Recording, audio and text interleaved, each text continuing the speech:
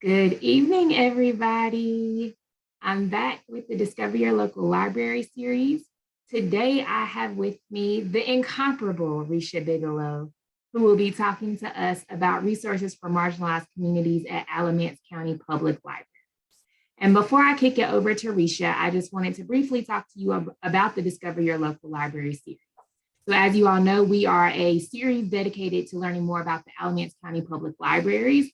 And for those of you watching from out of state, we are located in Alamance County, North Carolina. This week, again, is Library Resources for Marginalized Communities. And next week will be our last week of the Discover Your Local Library series. And next week, we'll be learning about little known facts about all of our local libraries. And so we'll have different librarians from all across the county on the screen at the same time to talk to us about our libraries. So again, that will be next week, also at 6:30 on Facebook Live. Our co-sponsors for these events are the African American Cultural Arts and History Center, the Alamance Achieves Program, Alamance County Public Libraries, Burlington Housing Authority, Citygate Dream Center, Elena and Jean Books, Genesis Child Development Center, Latinx Ed, and This Woman's Word. And so without further ado, I'm going to jump into talking to Risha, and we have a few questions that were submitted in advance. But if you have other questions, you're welcome to put them in the Facebook comments, and we'll get to them as they come up on my screen. So hi, Risha Bigelow. Hi, how are you? I'm good. How are you? I'm good. Okay. So our first question is, what library resources exist for marginalized communities in Alamance County? Well, all of our programming is free. So whenever the kids, adults, all ages, whenever they attend, there's no cost. We have partnerships with other organizations such as ACC. In the past, they've done a GED class, and they're trying to get that started back up. Most of the partnerships happen at May because it is the larger branch and can hold more people. We also partnership with the school with ACPL Connect, ABSS, and other schools like Burlington School, Clover Garden, River Mill Academy. The kids are automatically enrolled in that program. They can use their student ID and have access to the resources that the library offer, as well as check out 10 items per visit on their lunch number or ID number. We're having a partnership with ACC coming September through December. It's called the ACC Transitional Digital Literacy class, and they're going to be teaching basics, Microsoft software, interviews and resumes, internet basics, as well as email and online ordering. And we also have Cypress Resume, which is accessed through our online resources, where patrons can come in, log onto the computers, and make their resume, print it off, or send it digitally to businesses. And right now we have our summer reading program. All ages, you sign up, track your reading. First prize is a book, and then they have 4 other prizes from the treasure chest. A lot of things. The mobile library, which this is its first year. The mobile cafe during the pandemic, it would go to certain areas or neighborhoods and provide internet because the kids were home. And a lot of kids did not have access to the internet. We have the interlibrary loan, which just recently we stopped charging a $3 fee. So if you ever come to the library and there's a book or something that you need that we don't have on our shelves, we can go outside our system and get that item for you. There's just a lot of things. We have Just for Kids streaming collection, where kids can enjoy and explore streaming things and parents don't have to worry about it. Let's see, device drop-in, that's usually held at the May Memorial Branch. If a patron has a device like their tablet or maybe their phone that they're not used to working with, something new that they've received, they can come in and get help on how to access and navigate it. So we have a lot of things at no cost. You just have to come in, call us, or go on our website. So Risha, just so I think people might have questions about whether or not they're required to go to a certain library. So let's say that you live in the city of Grant. You can still go to May Memorial. You can go to any branch. Your card gives you access to all the libraries in Alamance County. Okay. And if you sign up for ACPL Connect, do you get a separate card or you just use the student ID? No, the child access the card. So Okay. only the child can use that number or their student ID to access items. So they would actually have to come in the library, come to the desk and give us the information in order to check out their items. Okay. Okay, cool. So my next question for you is, and I think Risha, you're going to understand where I'm coming from with this question since you're from Alamance County, right? So I think sometimes people feel like if they are not of certain communities, they are not represented in the libraries, and therefore there aren't books or there isn't information that would be helpful for their community. So talk to us about what cultures and communities have resources in our libraries. Our libraries are growing to represent the community, all members of the community. We want it to be a place for everyone. So we have representation through a diverse staff, programs such as our Black History Read-In, that's annually. Last year we did a Juneteenth celebration, and we hope to incorporate that annually now. We have displays for Hispanic Heritage Month. June is Pride Month, so we had some LGBTQ displays, book displays up, as well as book bundles that are for the children, but we usually put books in there that represent the community. So it may have cars, or it may have a certain topic, but if it's, we make sure that we put books that are diverse. And we partnership with organizations. The mobile library was actually at the Juneteenth celebration in Mebane this past weekend. And on First Fridays in Burlington, we partnership through outreach with them. Okay, so it sounds like you all are doing a lot of outreach and a lot of meeting people where they're at. I know that Susie was on and talks about the mobile library. She talked about how the route goes a lot primarily to like the outskirts of the county, right? So places you're not easily able to access a library. And so I feel like, this again is a plug for the mobile library, and I just put a link for the mobile library schedule in the comments on Facebook, but just to make sure that people understand that if transportation is a barrier for you, then check out the schedule to see the mobile library might be in your area. Because as Risha was just saying, there are different ways to engage and get involved, even if you're not able to make it to a library. There's also a form, I think, on our website that you can fill out to suggest a stop for the mobile library or the mobile cafe. Wonderful. And I will point out, Risha, correct me if I'm wrong, I know that Susie is bilingual, but I think there are bilingual staff at several of the library locations for those who are not English speakers but may speak Spanish. Yes, I believe there's one at Mebane. I know that I have Susanna here at Graham. Morgan, she just recently started as one of our children's people. She speaks Spanish, but she says she's not fluent. Okay. And then Joan, another person here at Graham, she also speaks a little Spanish. Okay. All right. So in the event that people might have concerns about language barriers, just letting you all know that we do have options in the community at different libraries for those who speak different languages. Yes. Risha, and I'm catching you off guard with this question, so you might not know. Anything in particular that's on hand for disabled communities, like for people who may be hearing impaired or visually impaired, or those who might be in wheelchairs? We do have the state library. We're connected to them, and they have resources, I know, for the visually impaired. Okay. Hearing impaired, at May Memorial, they have the TV monitor that patrons can access and communicate that way. Okay. So I know that there's those two outlets. Look at you, Risha Bigelow. I haven't stumped you yet. Look at there. Look at there. Hey, 22 years. Look, 22 years. Y'all hear that? She's a veteran, a veteran. Okay, so talk to me about some of your favorite resources for marginalized communities at our library.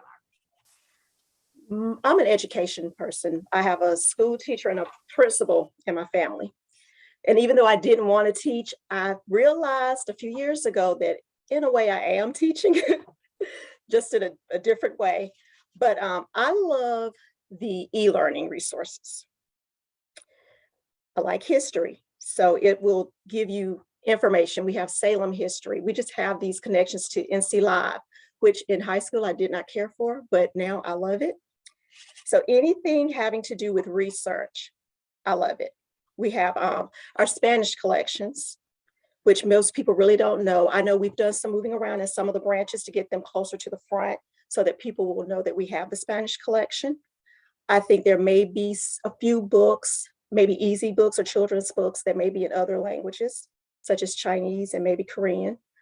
We have the audio collection, very small, but it also has languages. You can find it in the 428s. It's mostly on CDs, and there are some books. Online, you can access transparent languages through our website, and it has several languages. And I actually like this one better than the old one we had. It's more interactive, and you get some feedback when you're pronouncing. We have the playaways, which a lot of people love because you can do more than with the CDs. It's just a little box that you hook, you put your headphones on, AAA battery, pop it in, and you can do whatever, yard work, clean the house, wash the dishes, whatever you want to do. And you have the freedom of movement instead of carrying around your CD player. Those are great. We have a section in May Memorial that's beginning readers for adults, and it's basic books that come along with workbooks. And once again, the mobile cafe and the mobile library. Those are some of my favorite things. And we also have story walks. There are 4 of them located throughout the county, and it's my absolute favorite because I'm the one who puts together the panels. So my favorite things. Well, look at you, Risha Bigelow, and the story walk. I had no idea. Look at that. Yes. So I will say that you're speaking my language, right? Because you started talking about adult readers, right? And beginning readers as adults. And so I really appreciate you putting that out there, because I think that sometimes libraries get the misconception of only being for those who are well-versed in reading, and people forget that there are resources there for those who may still be learning how to read or maybe struggling with learning different languages. So thank you for mentioning it. You're welcome. And so we're going to play the hypothetical game, right? And I did prepare Risha for this question, so it's not completely off the wall, right? So as many of you all know, I'm a citizen of the Occaneechi Band of the Saponi Nation, and the Occaneechi are housed right here and recognized by the state in both Alamance and Orange counties, and our tribal grounds are in Alamance County. And so that kind of sparked this question. So Risha, if I needed to do a project on American Indian heritage, where would you send me in the library?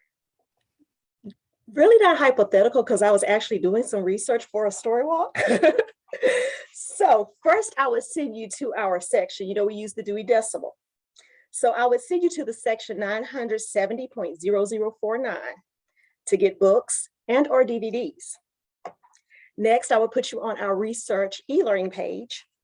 And through the internet or through that page, you can reach NCpedia, which will give you information, NC Live, which would also give you some information. You could also do Ancestry.com, or you could do Heritage Quest online through our website. And Heritage Quest will actually teach you how to do a genealogy research.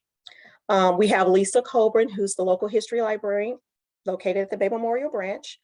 There's Salem History that you can go to and do searches there.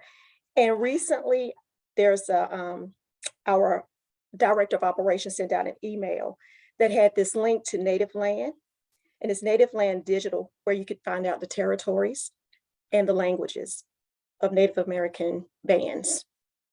So there's that. And there's also Film on Demand that we have access to, and it's a database that has over 20,000 educational films and documentaries. So that's where I would send you to do your Native American research for your project. Y'all see how Risha came from my life and then sat back in her chair? Did y'all see Risha Bigelow? Okay. All right. So I told you research is my thing. Look, that's why we hear Risha, because we speak the same language. Erica Hill is in the comments on Facebook sending love emojis just and saying that she loves it with a whole lot of exclamation points. Yes, Erica, we are talking about you. So Risha, I was going to ask, my last question was going to be whether or not you all had online resources, but you've listed a plethora of them. So I don't even have to ask that question. So I encourage you all to play this video back, jot down notes. be up on YouTube in a little while, but you're also welcome to come back to Facebook Live and watch it as many times as you need to. I would definitely take notes, because even though I asked the hypothetical question about American Indian Heritage Month, a lot of the resources that Risha was talking about could help you with all kinds of research and questions. So it doesn't have to just be that specific question. I also want you to play this video back so you can hear about all the different options that she mentioned that are at Graham Public Library, because y'all know I'm a Graham girl. So this is to me correctly, okay? So I want to make sure that you all don't think that everything is just at May Memorial, or you just have to go to certain parts of the county. There are a variety of places in the county that have libraries where you can go get resources and information. And again, remember what Risha said about requesting that the mobile library come out to your neighborhood if you're not seeing it there and you would like to, or if you're having an event and you would like them there. So make sure you check out the website and submit that information. Before we go into the upcoming events and information, Risha, did you have anything else that you wanted to share? We do have downloadable ebooks, audiobooks, and streaming, and all that can be accessed on the under the downloadables. I think it's on the research and e-learning tab also. So Hoopla. Yeah. Libby, which is Overdrive for digital ebooks, audiobooks, and magazines. And we also have a couple of things for children. There's ATB Mouse, which is an interactive learning app that's available. And if you're doing job research, we have Data Axle Reference Solutions, which gives you access to businesses, job information, all types of things. So, well, thank you, Risha Bigelow. This has been very informative. I appreciate it. You're welcome. So I'm going to let Risha turn off her camera, and I'm going to share my screen so we can talk about some upcoming events. Again, shout out to Risha Bigelow and Alamance County Public Libraries for bringing us this information. I think that we all learned something, or at least I know I did, that can help us in the future. So y'all bear with me while I share my screen.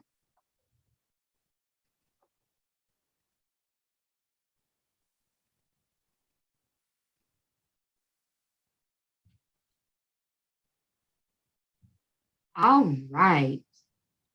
So as you all know, I've already talked about the Discover Your Local Library series. So I'm going to go to the next slide. And that slide is our literacy resource highlight for this evening. And our literacy resource highlight for today is Tumble Book Library. And I learned about Tumble Book by going to the Alamance County Public Libraries page. So like Risha was saying, there are all kinds of resources with direct links on their website in the event that maybe you can't quite tell what we're talking about during this video, or if you have questions and want to read a little summary, they also offer those on the Alamance County Public Libraries website. So I encourage you to go check them out. I did put the link to the Public Libraries website in the comments, as well as the link to Tumble Book. And so Tumble Book Library is a curated database of children's ebooks with over 1,100 titles for grades K through 6, and it includes unique animated talking picture books, read-along chapter books, National Geographic videos, nonfiction books, playlists, as well as books in Spanish and French. And so the website is www.tumblebooklibrary.com. But if you go on the Alamance County Public Libraries website and you look at their resources, Tumble Book is towards the bottom, and there's a direct link that will take you there.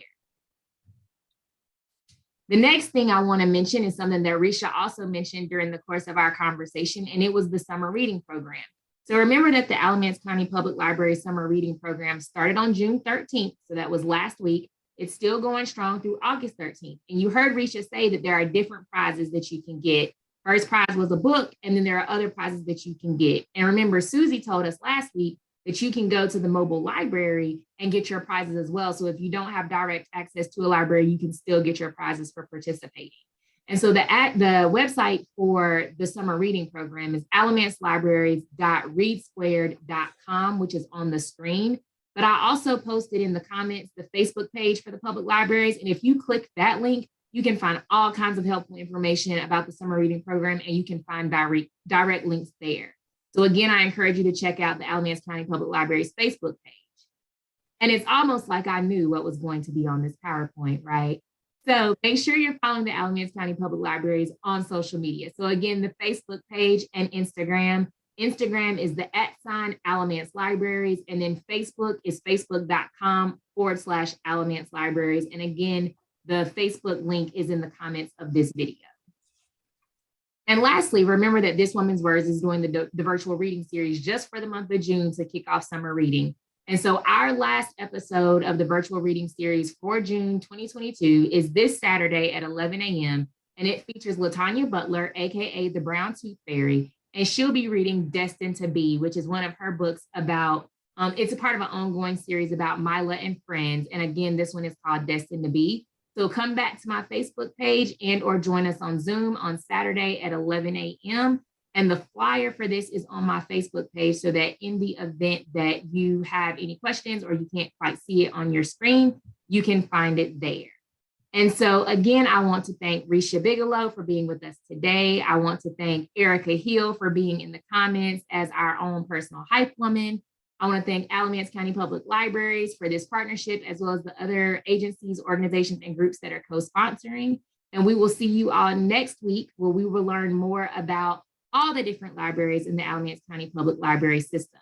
So again, that's LaTanya Butler on Saturday at 11 a.m. And then Wednesday at 6:30, we will be back with all of our librarians to talk books, libraries, and resources. If you have any questions, feel free to leave me a comment or send me a private message on Facebook, and I will try to connect you with the library or the librarian who can answer your questions. Thank you all for being with us this evening. Y'all have a good night. Bye.